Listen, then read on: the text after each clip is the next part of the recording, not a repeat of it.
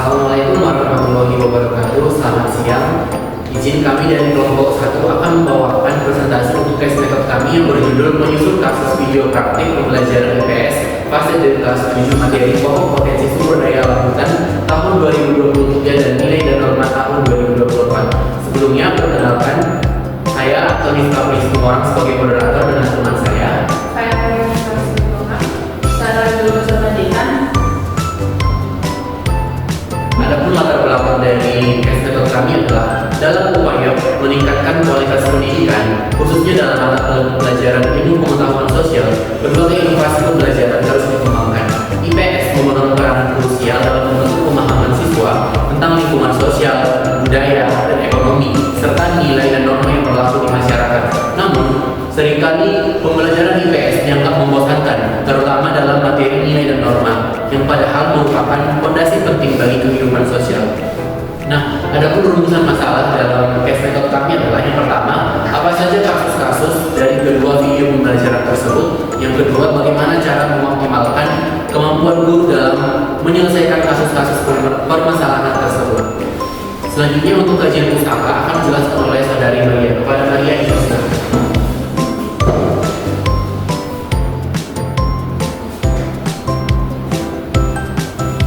Baik, selanjutnya kajian pustaka yang pertama tentang sumber daya alam hutan. Sumber daya alam hutan adalah bagian penting dari ekosistem yang menyediakan berbagai manfaat bagi manusia dan lingkungan.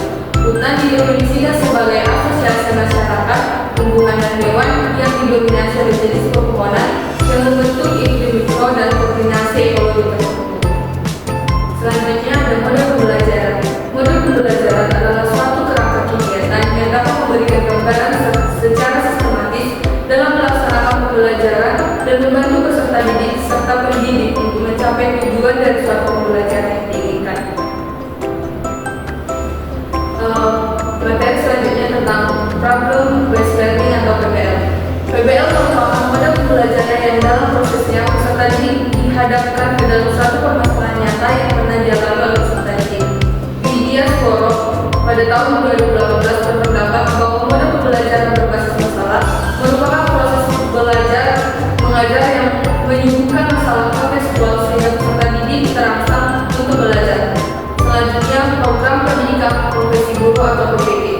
PPG adalah inisiatif yang direncanakan untuk mempersiapkan lulusan sarjana pendidikan dan non-pendidikan agar menjadi guru yang profesional. Menurut Kementerian Pendidikan dan Kebudayaan, PPG ini bertujuan untuk meningkatkan kualitas pendidikan di Indonesia melalui pengembangan kompetensi guru dalam merencanakan, melaksanakan, dan mengevaluasi pembelajaran.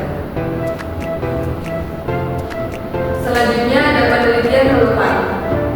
Yang pertama, penelitian oleh Iwan Suryawan dan kawan-kawan pada tahun 2022 berjudul pengembangan video pembelajaran interaktif problem based learning dalam pembelajaran IPS. Yang kedua, penelitian oleh Dia Setiawaningrum pada tahun 2015 berjudul penerapan model learning science dengan media video dalam peningkatan kualitas pembelajaran IPS di SDN Karangayung 2.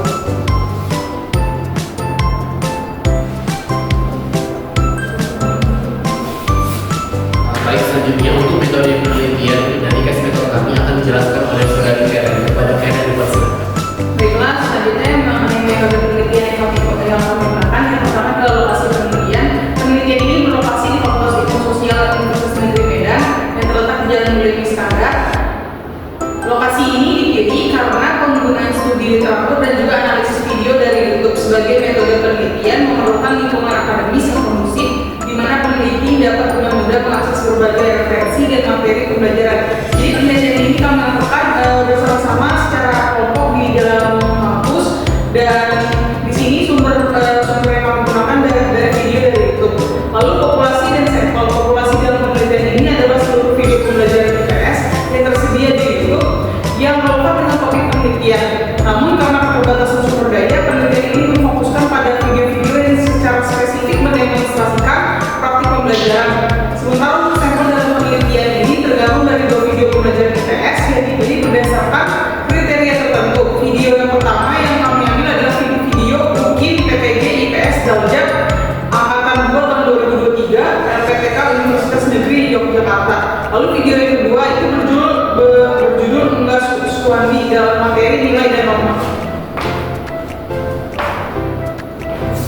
Selanjutnya, variabel penelitian dan definisi operasional. Variabel penelitian ini terdiri dari variabel independen dan juga materi, yaitu media pembelajaran video yang diambil dari YouTube, dan variabel independennya itu adalah hasil belajar siswa.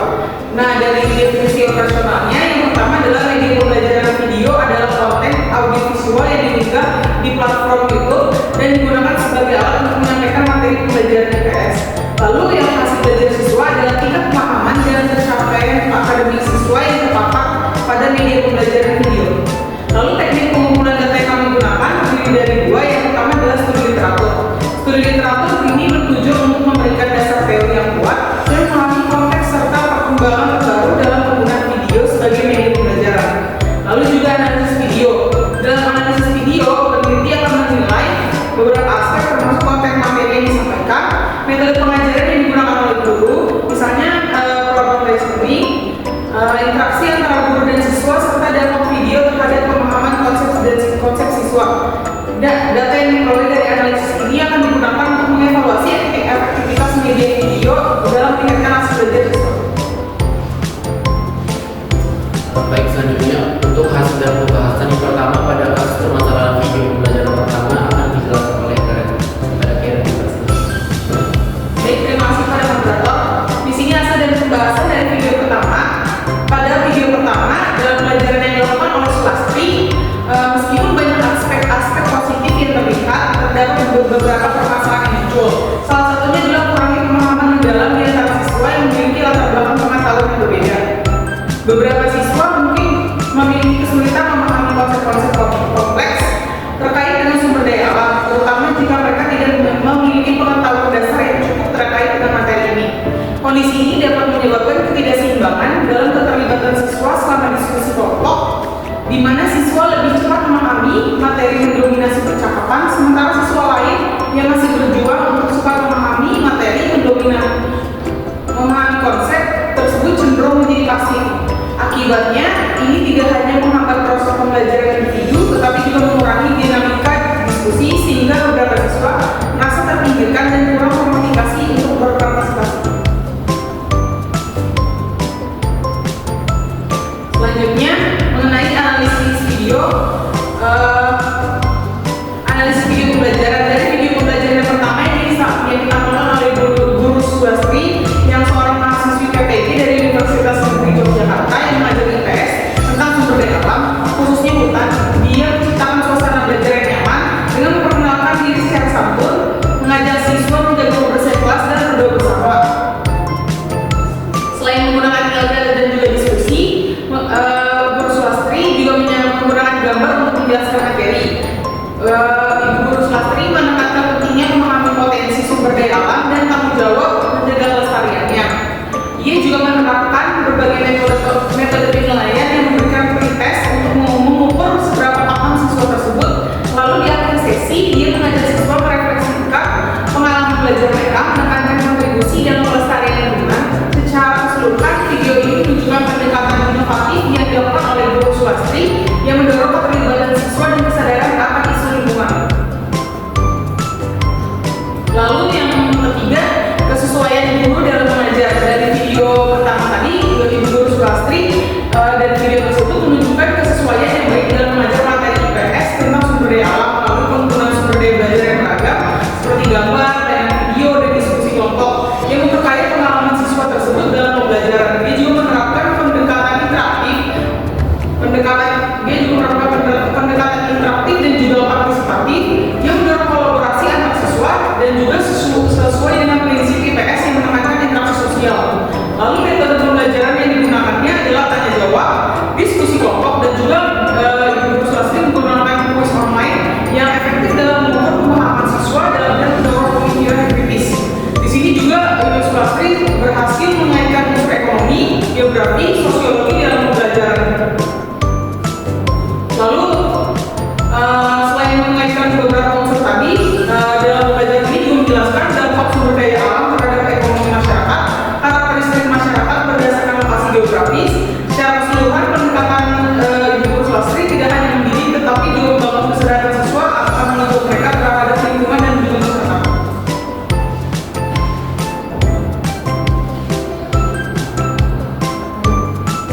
Selanjutnya saya persilakan kepada Maria. Baik, itu yang menjadi solusi dari permasalahan video kami yang pertama yang kami analisis adalah untuk mengatasi permasalahan ini, Ibu Guru Sulastri dapat menerapkan strategi diferensiasi dalam pengajaran dan membagi siswa ke dalam kelompok berdasarkan tingkat pemahaman mereka. Setiap kelompok dapat memberikan materi yang sesuai dengan kebutuhan dan kemampuan masing-masing. Ibu Sulastri juga dapat menyediakan sumber belajar tambahan seperti artikel atau video yang lebih sederhana untuk membantu siswa yang memerlukan penjelasan lebih mendalam. Selain itu, mengadakan sesi tanya jawab kecil sebelum diskusi kelompok besar dapat memberikan kesempatan bagi siswa untuk bertanya dalam lingkungan yang lebih inti, dengan mendorong siswa untuk saling membantu dan berbagi pemahaman.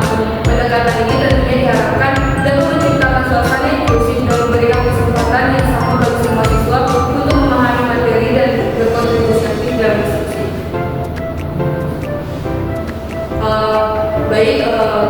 Selanjutnya kasus permasalahan video dalam pembelajaran yang kedua. Yang pertama, dalam pembelajaran yang berlangsung dalam video tersebut terdapat beberapa permasalahan, terutama perbedaan tingkat pemahaman di antara siswa. Beberapa siswa kesulitan memahami konsep-konsep kompleks seperti norma dan nilai yang dapat menyebabkan ketidakseimbangan partisipasi, di mana siswa yang lebih cepat memahami materi mendominasi diskusi, sementara yang lain merasa terpinggirkan.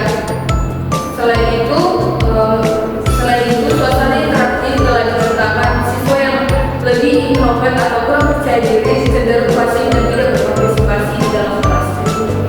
Selanjutnya, analisis video pembelajaran. Video pembelajaran ini menunjukkan sesi kelas siswa yang dipimpin oleh seorang guru yang fokus pada materi nilai dan norma. Proses dimulai dengan salam dan doa, diikuti absensi dan pembahasan kesepakatan kelas. Guru kemudian menggunakan ice breaking untuk menjaga konsentrasi siswa dan meningkatkan mereka pada materi sebelumnya. Sosialisasi dengan bantuan gambar untuk menjelaskan pentingnya norma. Dengan mengajukan pertanyaan terbuka, guru mendorong siswa berpikir kritis. Selain itu, menjelaskan pengertian nilai dan norma, siswa dibagi ke dalam kelompok untuk mendiskusikan jenis-jenis norma, menunjukkan pendekatan kolaboratif yang mendorong pencarian dan berbagai pengetahuan. Sesi presentasi kelompok diikuti oleh tanya jawab, beberapa memperkuat pemahaman siswa. Di akhir guru memberikan tugas individu untuk mengukur pemahaman siswa. Secara keseluruhan, pendekatan interaktif dan partisipasi guru menciptakan suasana belajar yang ramah, mendorong komunikasi dan keterlibatan siswa sehingga mereka memahami pentingnya nilai dan norma dalam kehidupan sehari-hari. Baik, saya kembali kepada Karen. Baik, terima kasih kepada saudari Mari dan juga Karen. Untuk solusi dari permasalahan video pembelajaran yang kedua adalah guru dapat menerapkan strategi diferensiasi dengan membagi siswa dalam kelompok kecil berdasarkan tingkat pemahaman dan memberikan materi yang sesuai dengan kebutuhan masing-masing. Guru juga bisa menyediakan sumber belajar tambahan seperti video dan juga artikel yang lebih sederhana untuk siswa yang melakukan penjelasan lebih mendalam.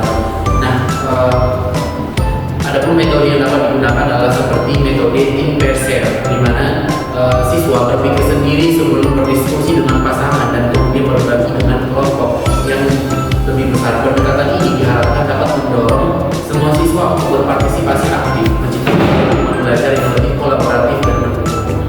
Nah, adapun kesimpulan dari hasil case method kami adalah analisis terhadap dua video pembelajaran menunjukkan bahwa kedua guru, Ibu Sulastri dan juga Bapak Eka Suwandi, telah berusaha menerapkan pendekatan interaktif dan juga partisipatif.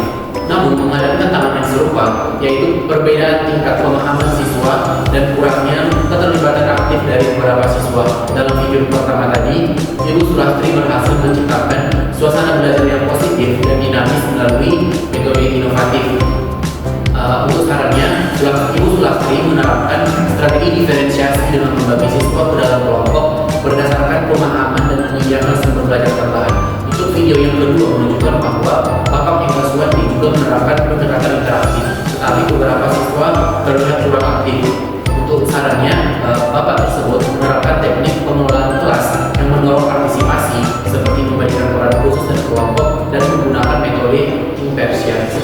keseluruhan, kedua video tersebut menekankan pentingnya memperhatikan perbedaan pemahaman siswa dan menciptakan suasana belajar yang inklusif dan kolaboratif. Dengan strategi diferensiasi dan teknik pengelolaan kelas yang tepat, diharapkan semua siswa dapat terlibat aktif dan mencapai pemahaman yang optimal.